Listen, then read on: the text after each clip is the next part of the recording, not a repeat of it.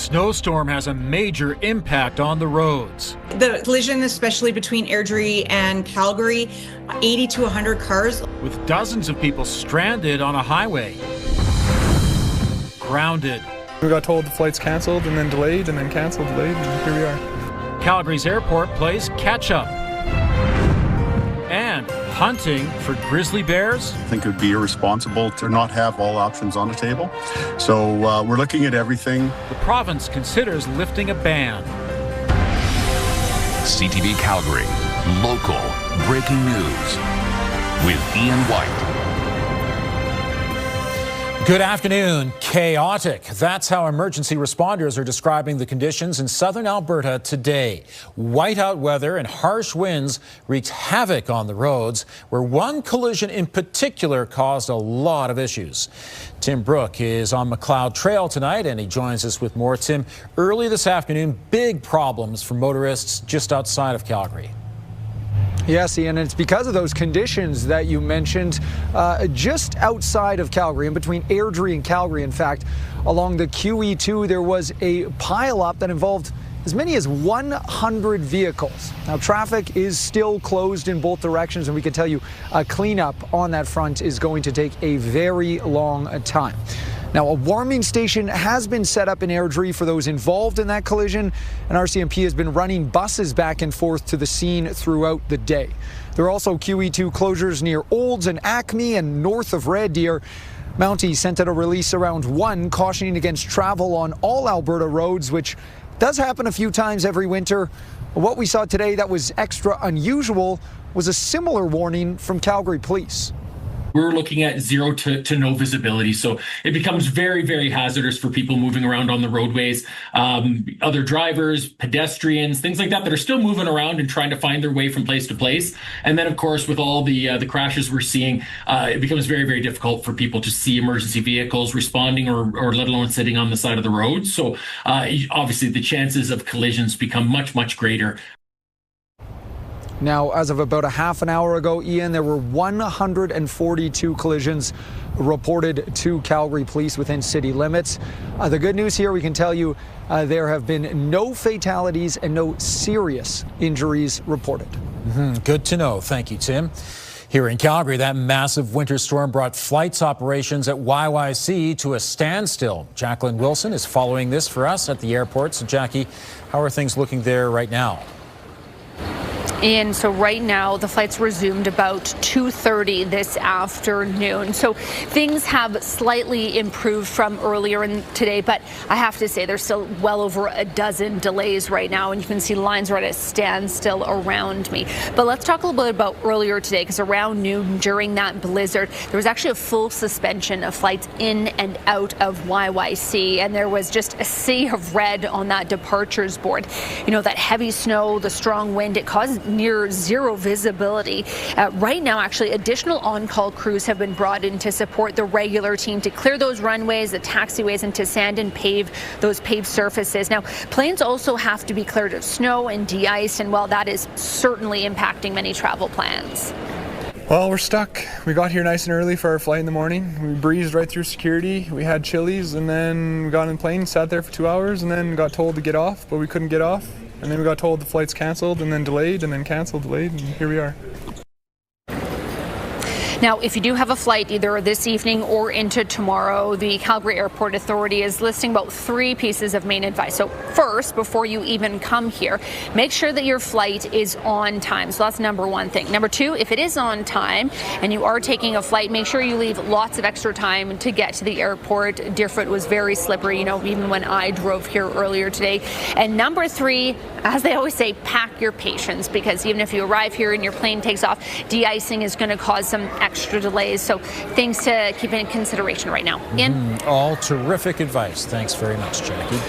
Well, Danielle, things are improving at the airport, and they are improving on the roads in Calgary, but then outside the city, it's another matter. Yeah, there's still lots to talk about in the far southeast corner, because they're dealing with what we've been dealing with. So we had 3.5 hours snowfall was 2 to 5 centimeters, and gusts were around 80 kilometers per hour. That led to zero visibility out there in the city and around the city. And then the other thing is we had all that melting, and then that all froze out there. So underneath the snow was a lot of icy patches. Terrible road conditions. They're starting to improve, but you can see that the system is all still in the southeast corner and along the Saskatchewan border. It will be completely out of the province by 11 o'clock tonight. Still wind warnings in place for most communities, just to basically from Bragg Creek over to the mountains down. 130 kilometers per hour is still possible for the next couple of hours in the far southwest corner, and just to the north of that, 90 kilometers per hour. And then off closer to the Medicine Hat area, still excessive winds over 100 kilometers per hour, leading to the blowing snow, which is why there's also a winter storm warning in place there too. Minus 14 right now for us in Calgary, quite a difference from yesterday. Gusts registered at the moment is 61 kilometers per hour.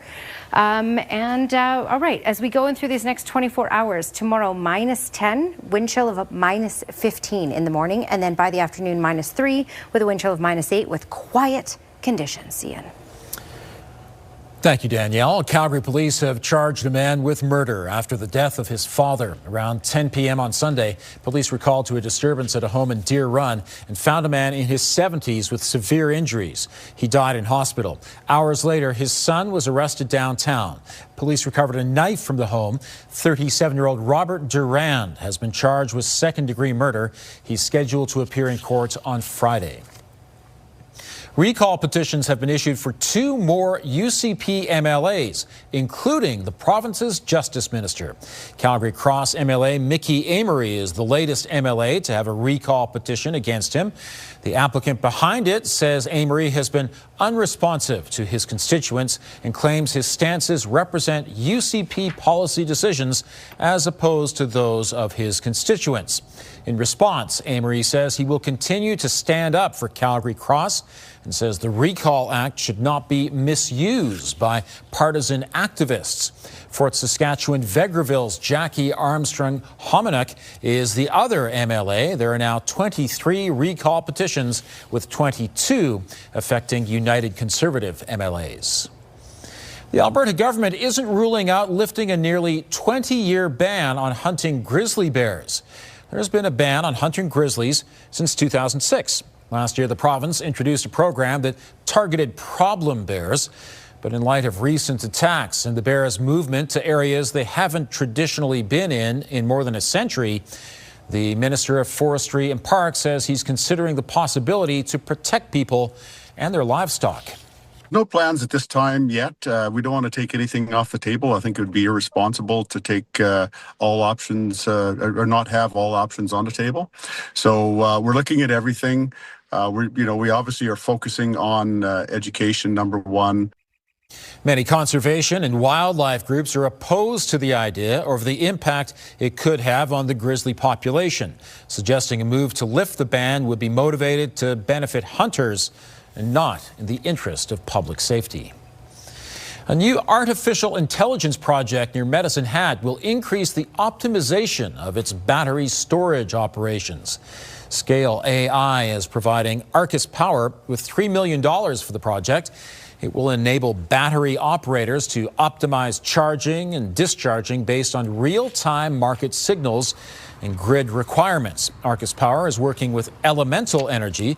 It operates a solar facility in Cypress County to enhance its battery storage at the site. Previously, it would not discharge stored energy back to the grid because of transmission limitations. They have the first and largest flow battery in North America. It's located just outside Medicine Hat, and we worked with them a few years ago to come up with an optimization model to determine, based on the conditions of the asset, which is PV and battery storage, and the market conditions of the grid, so what's going on with the grid, how best charge and discharge their asset. Scale AI has invested more than $25 million since 2018 in AI projects in Alberta. There's a battle underway over control of several tourist attractions. Next, the competition watchdog weighs in on one owner controlling several sites in the mountain parks, and the local research that could be a game changer in treating strokes.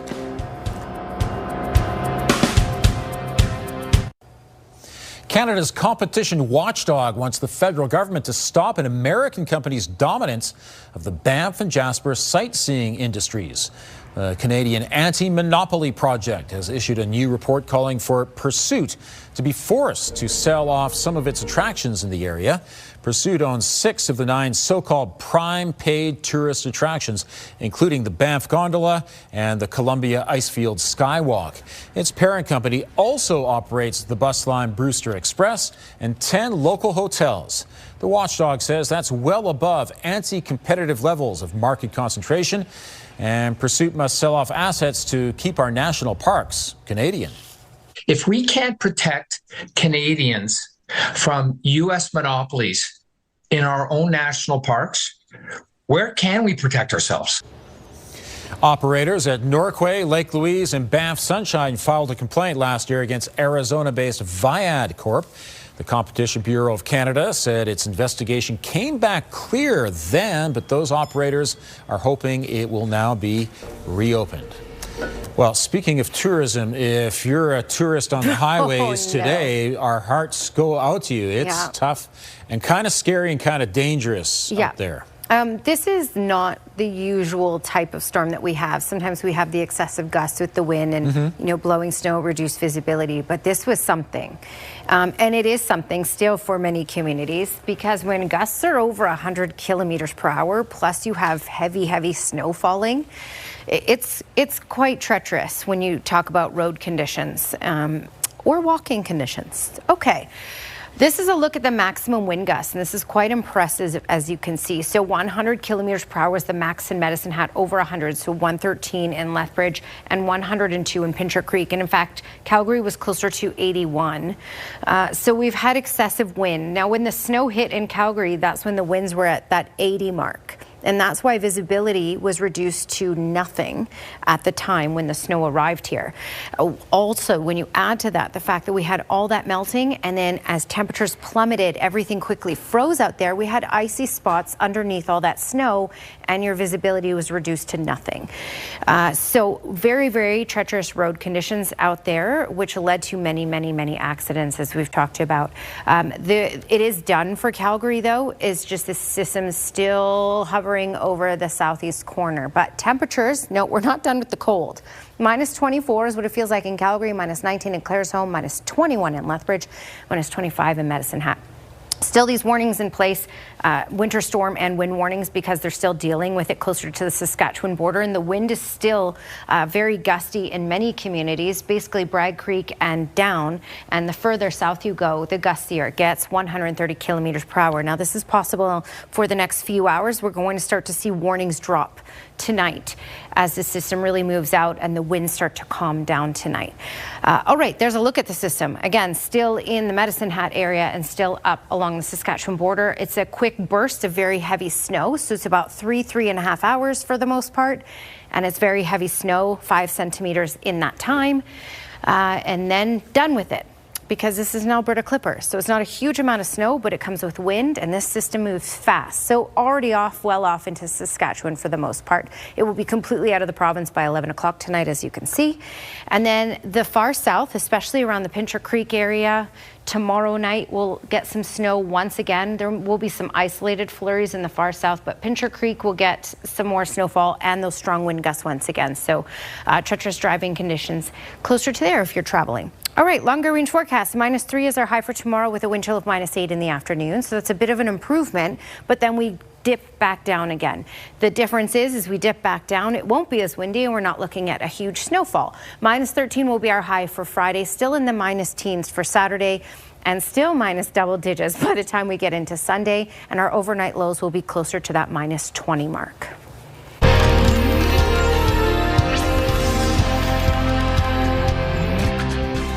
Health authorities worldwide have approved a drug treatment for stroke that was pioneered at the University of Calgary. Researchers conducted a clinical trial with 1,600 patients on tenecteplase, a drug that's already used for heart attacks. They found it's an effective clot-busting drug for strokes, too. Administered with an IV, it saves time in situations where every minute counts. That is a game changer. That means that anybody with an acute stroke can actually get a life-saving treatment in just 5 seconds if they're eligible for that treatment. Dr. Menons also says the drug is helpful for stroke patients who seek care at rural hospitals. They can get the medication before they're taken by ambulance to a larger hospital in the city. Looking into the new year, there are already a number of big concerts on the calendar. No, I don't dance, but here I am, spinning you round and round in circles. Just ahead, country singer Lee Brice on returning to Canada in the spring and how fans here embraced him from the very beginning. Yes, you got me in the palm of your hand, girl.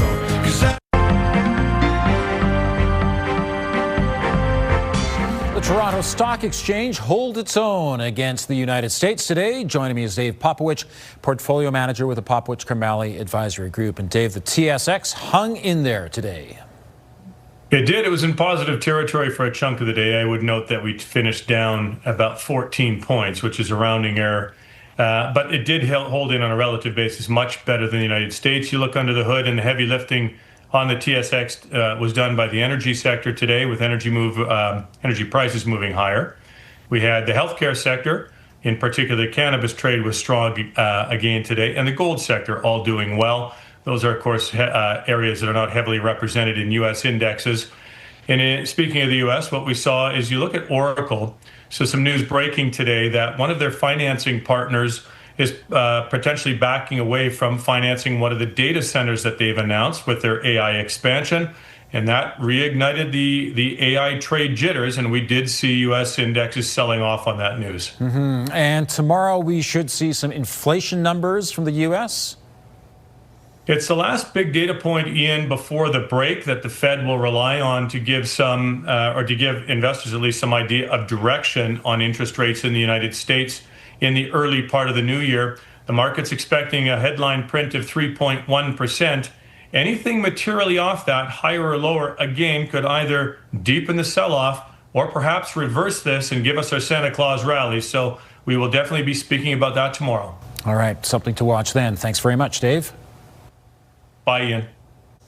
A winter storm walloped central and southern Alberta through the day. Today, here's Tara Nelson with a look ahead to CTV News at 6. Hi, Ian. Conditions were so bad at times, Calgary police were warning drivers to just stay home. An 80 to 100 vehicle pileup was among many of the crashes on highways and city streets today as that winter storm rolled in. We'll tell you how much of an impact it made here and at the airport. Also ahead, the province says it's not ruling out removing a ban on hunting grizzly bears, but it also comes amid an ethics complaint over hunting and trapping policies. We'll explain that at 6:02. Ian.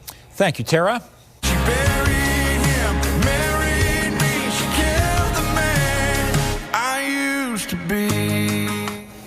Here's something to look forward to next year. Country star Lee Brice brings his Sunriser Tour across Canada, including 2 dates, April 16th and 17th at the Grey Eagle Event Centre. Joining us is Lee Brice. Lee, it's great to see you today. Good to see y'all. Listen, it's been a few years since you've performed in Canada. What are your thoughts on coming back here once again? Oh, man, I cannot wait. I mean, the very first time I ever played in Canada, I had a song on the radio, not even in the top 40, so nobody knew my name. But when I got to Canada and we played this festival, y'all wrapped your arms around me, and it was the greatest time I'd ever had. I thought, how can these people be so rabid about their country music? They don't even know me, and have never let me down ever since. So we really do look forward to coming back. Every single time. So we're really looking forward to coming back, headlining this tour and having Brett and Grace, and it's going to be really great. Yeah, you have a Canadian, Brett Kissel, opening for you on some of these dates. I understand he came to your place just the other day to plan things out. How did that go? Yeah, just yesterday. I mean, we kind of wanted to, make a couple videos and so that we could, keep promoting stuff, but he's just been such a great guy since I've known him, and he's so talented. Man, really, he says, man, I've been looking up to you for years, but I mean, I swear I watch him and I go, man, I'm learning a lot of stuff from this guy too, and just a great guy. We hung out, we rode around the farm, we sat in the studio. Grace came over and we all got to hang out. So it was really nice. We just know that this tour is going to be, it's going to be three friends out there having a great time. To see my extended interview with Lee Brice, we talk about some of his biggest hits. Visit ctvnewscalgary.ca. All right, we have the snow out of the way for now, and now it's going to get cold with temperatures dropping into the -20s. Danielle has the details coming up. You have some encouraging news for us. I do. That the warnings are coming to an end. Yeah, they're starting to end. We talked about this, that, this is starting to move out of Alberta. We still have windy conditions, but not as excessive, and so the warnings are starting to end. So now the wind warning has been dropped for areas basically east or west of the QE2 and Highway 2. For Lethbridge and over, still looking at wind warnings in place, and for closer to the Medicine Hat area, they still have the winter storm warning in place as well, because they're not done with the snow yet. -13 is the current temperature. Believe it or not, today's daytime high was 0. That was at about 3 a.m. and we've quickly dropped. So this is not only a lot of snow, but dropping temperatures. -3 will be our high tomorrow. In the afternoon, it will feel like -8 with the wind chill, mostly cloudy, and then -teens for Friday and Saturday. Thanks, Danielle. The Gift Wrap Factory at South Centre Mall is in its 13th year this holiday season. It's set up just inside the north doors at the mall. Volunteers fill 3 shifts daily and wrap gifts purchased by customers at the mall. The suggested cost is $3 for a small gift, $5 for a medium size, $8 for a large one. But wrappers say many people give more than that because funds raised go toward cystic fibrosis research. And people of all ages line up to use the expert gift wrapping service. Everybody, all kinds. And so it's not just, I know some people say, was it primarily men? Nope, not necessarily. Everybody who is trying to, save some time during this holiday season are coming to us and saying, this is a great service. It's going to a great charity. Let's use them and let's save some time on our end.